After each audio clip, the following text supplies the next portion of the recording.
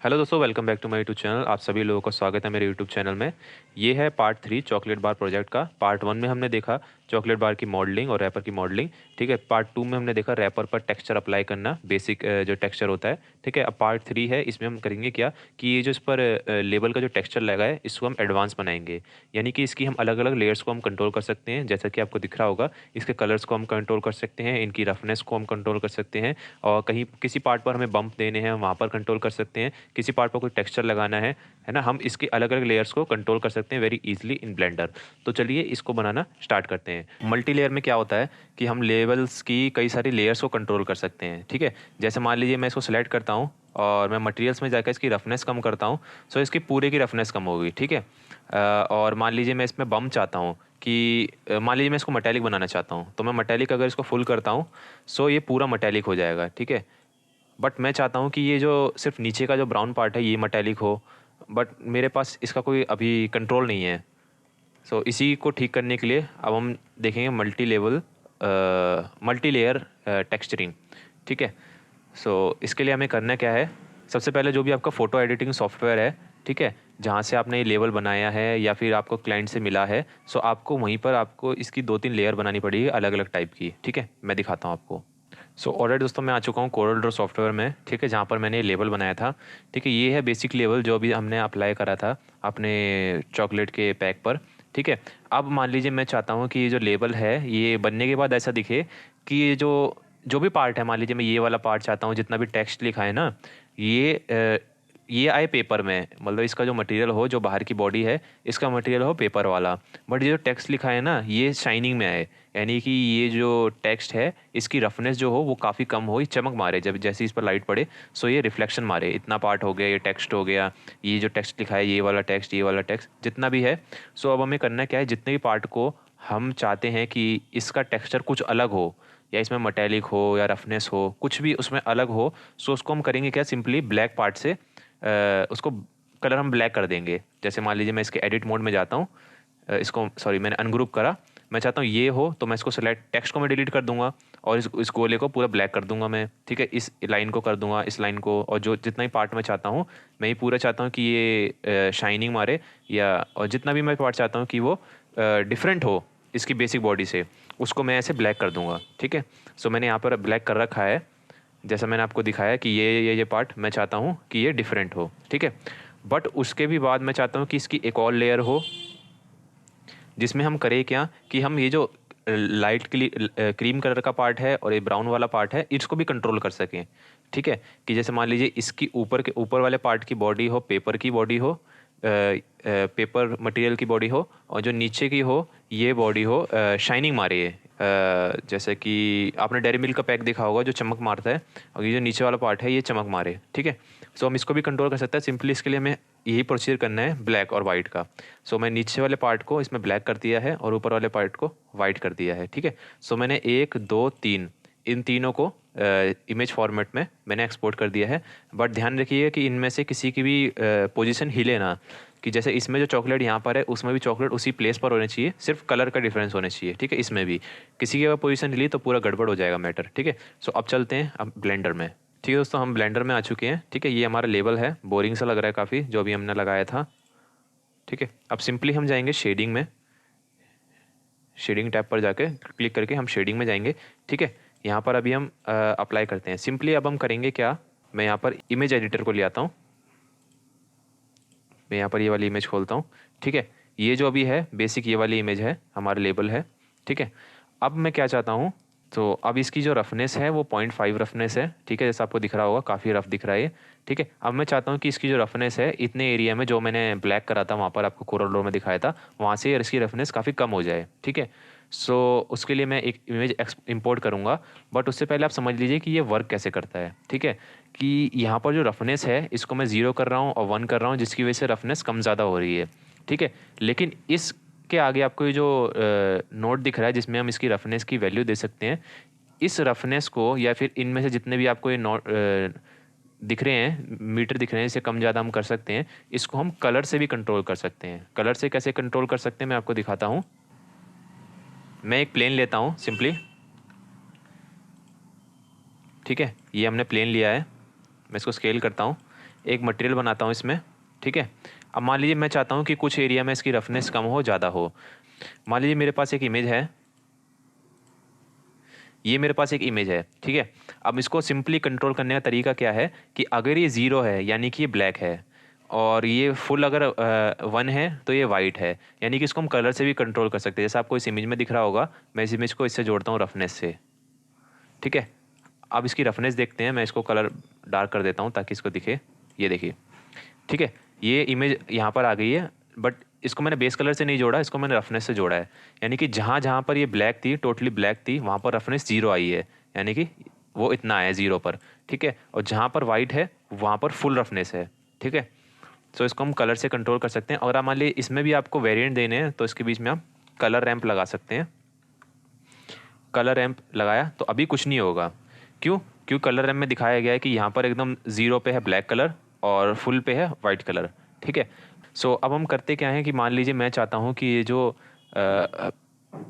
जहाँ पर एकदम जीरो रफनेस आ रही है और यहाँ पर एकदम ज़ीरो हार्श आ रहा है ये एरिया, ठीक है, ये थोड़ा कम हो जाए, तो मैं करूँगा क्या, जो प्योर ब्लैक है उसको मैं थोड़ा ग्रेइश कर दूंगा। जितना मैं वाइट की तरफ जाऊंगा उतना ही नॉन रफ होगा। सो मैं इसको थोड़ा ऊपर की तरफ ले जाऊंगा, जिससे जो एकदम शाइन मार रहा था वो अब कम शाइन मार रहा है, और ये जो एकदम नॉन रफ एरिया है जहाँ फुल रफनेस है जहाँ पर, तो मैं उसको सिलेक्ट करके मैं उसको इतना ब्लैक की तरफ लाऊंगा उतना एरिया शाइन मारता जाएगा। मान लीजिए मैं जीरो कर देता हूँ, सो ये पूरा शाइन मारेगा, ठीक है। सो ऐसे करके हम इसको कंट्रोल कर सकते हैं। सो चलिए वापस चलते हैं अपने चॉकलेट पैक की तरफ, ठीक है। मैं इसको सिलेक्ट करता हूँ। अब मैं सिंपली वो वाली इमेज इंपोर्ट करता हूँ जो हमने बनाई थी,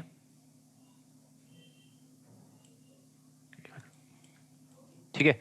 मैंने इसके अंदर अभी ये वाली इमेज इंपोर्ट करी है, ठीक है, जहाँ जहाँ से हम चाहते थे कि हमें रफनेस चाहिए, ठीक है। सो अगर मैं इसको सिंपली कलर को रफनेस में जोड़ता हूँ तो देखिए क्या होगा। अब मैं इसको दिखाता हूँ आपको साइड से, ठीक है। जितना एरिया ब्लैक था वो अब ज़ीरो रफनेस हो गई वहाँ पे, ठीक है, पीछे भी इसके, जैसा आपको दिख रहा होगा, ठीक है। मैंने इसको सिंपली क्या कहा कि जहाँ जहाँ पर मैंने ब्लैक रखा यानी कि वहाँ पर रफनेस की वैल्यू ज़ीरो, और जहाँ पर वाइट है वहाँ पर रफनेस की वैल्यू फुल्ली 1। सो इसको जोड़, अगर मैंने इसको रफनेस में जोड़ दिया तो वहाँ पर जहाँ पर ब्लैक था वहाँ पर ज़ीरो रफनेस हो गई, जैसे आपको दिख रहा होगा चमक मार रहा है वो एरिया, और जहाँ पर वाइट है वहाँ पर रफनेस फुल है, ठीक है। बट आप नहीं चाहते कि एकदम ज़ीरो हो और एकदम वाइट हो, आप बीच की कुछ वैल्यू चाहते हो। सो इसको हम कंट्रोल कर सकते हैं कलर रैम्प से। मैं एक कलर रैम्प ऐड करता हूँ, ये रहा कलर रैम को इसके बीच में मैं रख देता हूँ, ठीक है। अब मैं चाहता हूँ कि जो फुल्ली रफ एरिया हो वो इतना रफ ना हो। सो मैं करूँगा कि वाइट कलर को सिलेक्ट करूँगा, इसको थोड़ा प्योर वाइट से ग्रे की तरफ लाऊंगा। जितना मैं ब्लैक की तरफ आऊँगा उतना ही रफ होता जाएगा। मैंने पूरा ब्लैक कर दिया तो ये पूरा रफ हो गया, जो ये वाला एरिया है वो भी रफ हो गया और जो बाकी का एरिया है वो भी रफ हो गया, ठीक है।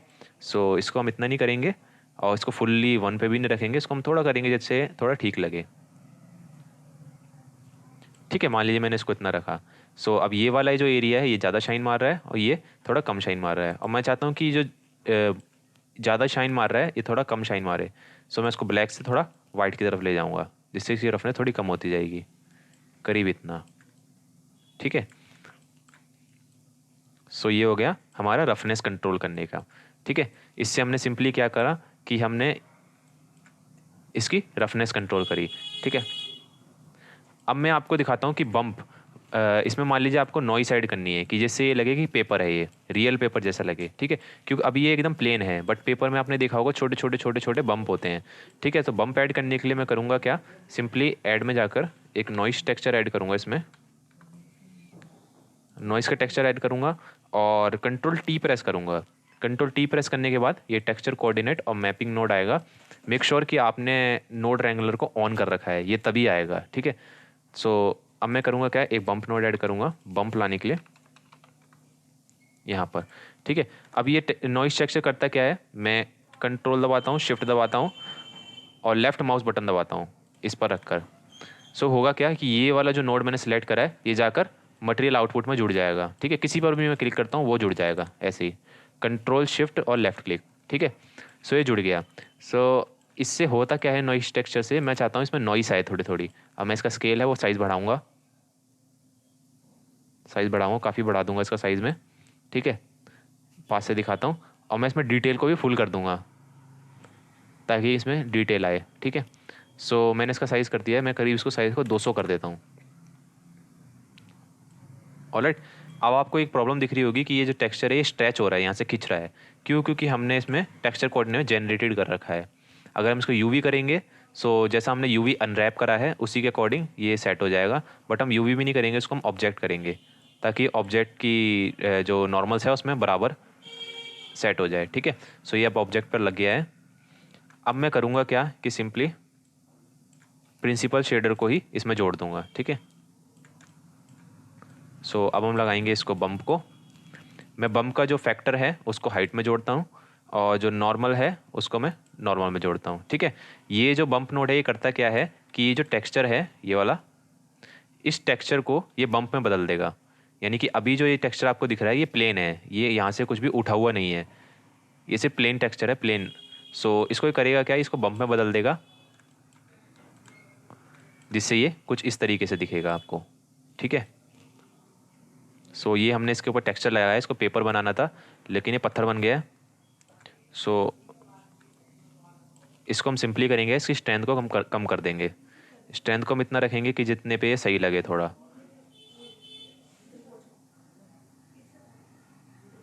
ठीक है, सो मैं सिंपली इसको 0.1 कर दूंगा और इसके डिस्टेंस को भी 0.1 कर दूंगा। ठीक है, जिससे अगर आप इसको पास से देखेंगे सो ये पेपर टाइप मटेरियल लगेगा आपको। ठीक है, बट अब इसमें भी एक प्रॉब्लम है कि हमने जो ये बम्प नोड लगाया जिसकी वजह से पेपर का टेक्सचर आ रहा है ये पूरे पूरे पर आ रहा है। अगर आप इस पर देखेंगे जो हमारा शाइनिंग वाला पार्ट है, जहाँ से इसको शाइन करना था, अब ये वहाँ से शाइन नहीं कर रहा। क्यों? क्योंकि इसके ऊपर भी बम्प आ गए हैं। ठीक है, जैसे आपको ये दिख रहा होगा। हम चाहते हैं कि ये जो बम्प आ रहे हैं ये बाकी के पार्ट पर आएँ, बट जो शाइन करने वाला पार्ट है यानी कि ये वाला जो जितना भी ब्लैक हमने पार्ट करा है इस पर बम्प ना आए। तो मैं इसके लिए बताता हूँ आपको करना क्या है। सिंपली मैं करूँगा क्या कि जो नॉर्मल है इसको भी हटा देता हूँ जिसकी वजह से मेरा सिस्टम हैंग हो रहा है। सो अभी मैं इसको हटाता हूँ। मैं करूँगा क्या कि एक मिक्स शेडर नोड ऐड करूँगा। ठीक है, मिक्स शेडर क्या होता है कि मिक्स शेडर जैसे एक प्रिंसिपल BHDF हो गया और मैं एक और प्रिंसिपल BHDF लाता हूँ। ठीक है, ये मैंने दो प्रिंसिपल BHDF जोड़े। ठीक है, अब मैं ये जो फैक्टर है इससे मैं कंट्रोल कर सकता हूँ कि या तो अगर ये 0 पे है तो ये वाला शो होगा, अगर 1 पे है तो ये वाला शो होगा। ठीक है, प्रिंसिपल BHDF सिंपली ये काम करता है, मिक्स शेडर सिर्फ सिंपली ये काम करता है। ठीक है, बट जैसा मैंने आपको बताया था कि जो वैल्यूज़ होती है इनको हम कलर से भी कंट्रोल कर सकते हैं। ठीक है, अब मान लीजिए इस फैक्टर में मैं वैल्यू ना सेट करके मैं इस वाले टेक्सचर को जोड़ दूँ। सिंपली ध्यान दीजिएगा कि अगर मैं इस टेक्सचर को इस वैल्यू में जोड़ देता हूँ तो जहाँ जहाँ ब्लैक है वहाँ वहाँ ये आएगा और जहाँ जहाँ वाइट है वहाँ पर ये जो सेकंड वाला शेडर है वो आएगा। ठीक है, सो मैं सिंपली करता क्या हूँ कि हमारा जो ये वाला टेक्सचर है मैं इसको कलर की वैल्यू लेके इसके फैक्टर में जोड़ देता हूँ। अब सिंपली हुआ क्या है कि जहाँ जहाँ पर ये वैल्यू थी, यहाँ जहाँ जहाँ जहाँ जो जो एरिया था उसमें आ रहा है ये वाला टेक्सचर हमारा पुराना वाला जिसमें हमने ये वाली इमेज जोड़ रखी है। ठीक है, बट जहाँ जहाँ पर वाइट था, जो एरिया वाइट था उसमें आ रहा है ये वाला टेक्सचर। अब इस एरिया को मैं कंट्रोल कर सकता हूँ, यहाँ से मैं कुछ भी कलर दे सकता हूँ इस एरिया में, जैसा आपको दिख रहा कि मैं कुछ भी इसमें कलर दे सकता हूँ। ठीक है, इससे मैं इस एरिया को कंट्रोल कर सकता हूँ। मैं इसको मेटेलिक बना सकता हूँ, बाकी एरिया को फुल्ली मेटेलिक। ठीक है, जैसा मैं चाहूँ उसको वैसे कंट्रोल कर सकता हूँ। ठीक है, कुछ इस तरीके से। ठीक है, सो अगर आपको 2 लेयर में काम करना था तो आप यहाँ तक भी कर सकते हैं, लेकिन आपको और लेयर में काम करना है तो हम आप बने रह सकते हैं, मैं आपको और आगे दिखाता हूँ। ठीक है, लेकिन अब आप चाहते हैं कि आपका जो टेक्सचर था ना, ये वाला जो बेसिक टेक्सचर है इसको आप इसमें वापस चाहते हैं। ठीक है, सो मैं करूँगा क्या कि Shift D करूँगा, इस वाली इमेज को डुप्लीकेट करके यहाँ ले आऊँगा, ये जो टेक्सचर ये जो हमारा लेबल की इमेज है। ठीक है, अब हो क्या रहा है कि जहाँ पर ये एरिया है, जहाँ जहाँ पर ब्लैक है वहाँ पर ये वाली इमेज दिख रही है, बट जहाँ पर ये ब्लैक नहीं है वहाँ पर ये दिख रहा है, तो हम इसमें भी यही इमेज जोड़ देंगे। ठीक है, सो ये आपका टेक्सचर वापस आ चुका है। ठीक है, बट लेकिन अब जो बम्प वाला जो सिस्टम था हमारा उसको हम इसमें नहीं जोड़ेंगे, उसको हम इसमें जोड़ेंगे। क्यों? क्योंकि ये वाला जो प्रिंसिपल BHDF है ये बाकी का एरिया कवर करता है। जैसे मैं इसको रेड करता हूँ तो जहाँ जहाँ पर ये रेड आ रहा है ये इस वाले एरिया को कंट्रोल करेगा और यहीं पर हमें बम्प चाहिए। ठीक है, सिंपली सो मैं इसको वापस इसमें जोड़ देता हूँ। ठीक है, बम्प को बम्प में जोड़ देता हूँ और अब इसको देखते हैं ज़रा पास से। सो दोस्तों जैसा आपको दिख रहा होगा जो प्रॉब्लम पहले आ रही थी, अब जो हमारे बम्प है, सॉरी मेरा सिस्टम हैंग हो रहा है इसकी वजह से। ठीक है, अब जो आप देख सकते हैं कि बम्प है वो सिर्फ यहाँ पर आ रहे हैं बट इस एरिया में नहीं आ रहे। ठीक है, सो ये हो गई, हमने 2 लेयर में काम करने का हमने देख लिया। ठीक है, और अगर आप मैं बम्प को भी हटा देता हूँ। आपने देख तो लिया कि हम लगा सकते हैं, मैं इसको बाद में लगाऊंगा। ठीक है, अब मान लीजिए आप चाहते हैं कि ये जो बाकी का एरिया है यहाँ पर आप कुछ भी कलर भी दे सकते हैं, कोई भी कलर दे सकते हैं, कोई भी टेक्सचर के साथ भी आप खेल सकते हैं यहाँ पर। ठीक है, लेकिन मैं इसको भी यहाँ पर जोड़ देता हूँ। ठीक है, अब चलते हैं तीसरे लेयर में। अब मैं चाहता हूँ, अभी तक हमने क्या करा कि जहाँ से ये पार्ट शाइनी मार रहा है हमने इसकी रफनेस को कंट्रोल कर लिया कि यहाँ पर इसकी रफनेस कम रहेगी, बाकी एरिया में ज़्यादा रहेगी। ठीक है, सेकंड हमने क्या करा कि हम बम्प को कंट्रोल कर लिया कि इस एरिया में बम्प नहीं आएंगे, बाकी एरिया में बम्प आएंगे। ठीक है, अब थर्ड हम क्या करेंगे कि मैं चाहता हूँ इसके बीच में जो डिवाइडर है कि यहाँ पर डार्क ब्राउन कलर है और यहाँ पर लाइट ब्राउन कलर है, मैं इन दोनों कलर को भी या फिर इनकी रफनेस इनको भी मैं कंट्रोल करना चाहता हूँ। कि मैं चाहता हूँ कि नीचे का जो पार्ट है ब्राउन वाला ये शाइनिंग पार्ट आए, ये चमक मारे, या फिर यहाँ पर मटैलिक आए, कुछ भी आए XYZ। ठीक है, सो इसको सिंपली कैसे कंट्रोल करेंगे हम, मैं बता देता हूँ। ठीक है, ये मटेरियल आउटपुट है, ये हमारा मिक्स शेडर है। ठीक है, सो अब हमें करना क्या है कि हमें करना इसी के अंदर ही है, क्योंकि ये दोनों जो पार्ट है, ये वाला पार्ट डार्क ब्राउन पार्ट और लाइट ब्राउन पार्ट, ये दोनों इसी प्रिंसिपल BHDF के अंडर आते हैं। देखा, जैसे मैंने इसको हटाया तो ये हट गए। ठीक है, सो अब हम सिंपली करेंगे क्या कि मैं एक और मिक्स शेडर लाऊंगा। ठीक है, अब मैं इसमें अपनी तीसरी इमेज लाऊंगा जो मैंने आपको कोरल में दिखाई थी।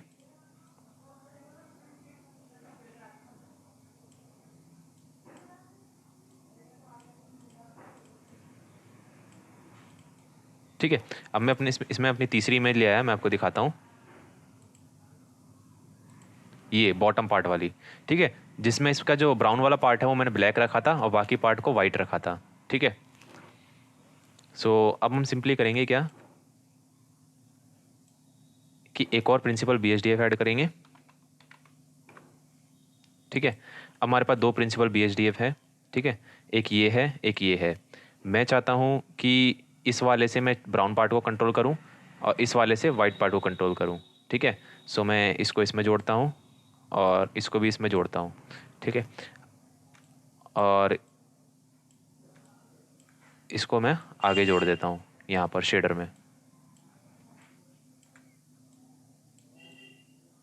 ठीक है, सो अब ये मेरे से पूछ रहा है कि अगर मैं इसको 0 करता हूँ तो ये वाला टेक्सचर रहेगा जो कि हमारा लेबल है, और 1 कर देता हूँ तो ये जो वाइट वाला मैंने जोड़ा है ये पूरा वाइट हो जाएगा। ठीक है, ये वाला एरिया, क्योंकि वो वाला एरिया नहीं छिड़ेगा, सिर्फ ये वाला एरिया छिड़ेगा, चेंज होगा, सॉरी ये वाला एरिया चेंज होगा। ठीक है, इससे हम इस एरिया को कंट्रोल कर सकते हैं। अब मैं क्या करूँगा, अब इसमें मैं ये वाली इमेज जोड़ूंगा। ठीक है, ये वाली इमेज इससे क्या कहेगी, जो फैक्टर नोट है जहाँ जहाँ ब्लैक है वहाँ वहाँ ये वाला अप्लाई होगा, और जहाँ जहाँ वाइट है जितने एरिया में वहाँ ये अप्लाई होगा। जिसकी वजह से होगा क्या कि जहाँ ब्लैक अप्लाई होगा वो ये पार्ट है, मैं इस पार्ट को अलग से कंट्रोल कर सकता हूँ और मैं इस पार्ट को अलग से कंट्रोल कर सकता हूँ। मैं आपको दिखाता हूँ, कलर लेके मैं इसको फैक्टर में सिंपली जोड़ देता हूँ। अब देखिए, अब सिंपली आया है वो ही, लेकिन अब मैं इसको सेलेक्ट करके मैं इसको रेड करता हूँ। सो सिंपली मैं ऊपर का पार्ट भी अब कंट्रोल कर सकता हूँ। ठीक है, जैसा आपको दिख रहा होगा, मान लीजिए मैं ऊपर के पार्ट को इस कलर का बनाता हूँ।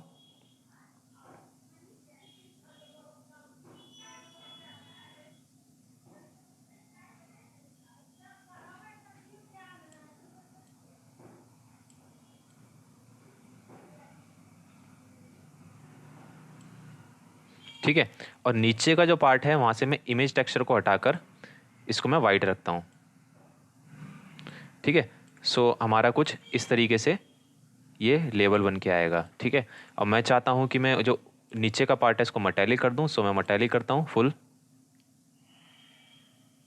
सो ये मटैलिक बन गया इतना पार्ट। ठीक है, मैं चाहता हूँ नीचे के पार्ट की रफनेस कम रहे, मैं चाहता हूँ इसकी रफनेस 0.3 रहे। 3 करता हूँ, मटैलिक को हटाता हूँ। सो ये कुछ ऐसा दिखेगा, नीचे से ये शाइनिंग आएगा बट ऊपर से ये प्योर रफ है। ठीक है, जैसा आपको दिख रहा होगा। सो मैं करता क्या हूँ कि मैं ऊपर का पार्ट शाइनिंग रखता हूँ, कि मैं रफनेस जो है 0.3 करता हूँ जो हमारा ब्राउन वाला पार्ट है, और इसकी मैं वापस 0.5 कर देता हूँ वाइट वाले पार्ट की। ठीक है, क्यों? क्योंकि नीचे वाले पार्ट में है वहाँ पर बम्प भी आएंगे। सो नीचे वाले पार्ट को हम ऐसे पेपर कंसिडर कर रहे हैं कि ये जो पेपर का है ये बम्प आ गए। ठीक है, अब आप पास से देखेंगे, सो आपको नीचे वाले पार्ट में बम्प दिख रहे हैं यहाँ पर, इसको हम पेपर कंसिडर कर रहे हैं, और इसके ऊपर एक लेयर है प्लास्टिक जैसी जो इसको शाइनी बना रही है ऊपर से। ठीक है, कुछ इस तरीके से। सो दोस्तों ये है हमारा फाइनल लेबल बनाने के बाद कुछ इस तरीके से दिख रहा है। ठीक है, हम वीडियो को यहीं पर एंड करते हैं।